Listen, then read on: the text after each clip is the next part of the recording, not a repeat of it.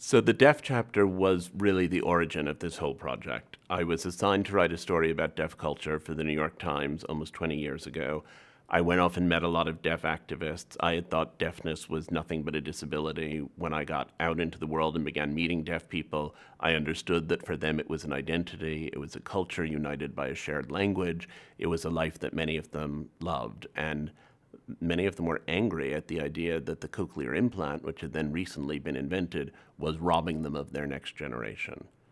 And at the beginning, I thought, how can you possibly think that? Why wouldn't you want everyone to be able to hear?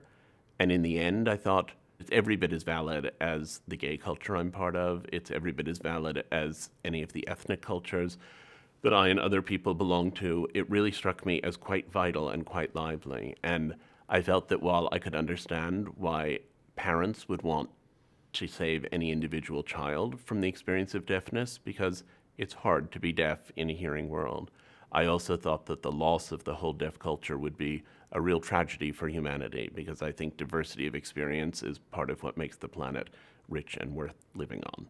And I really was struck as I spoke to deaf people by the fact that their political vigor was getting stronger and stronger and stronger at the exact same moment that medical progress was causing fewer and fewer people to be deaf. So it got better and better to be deaf, and it also got rarer and rarer. And that struck me as a strange irony, almost like the end of an opera in which the hero realizes he loves the heroine just as she dies.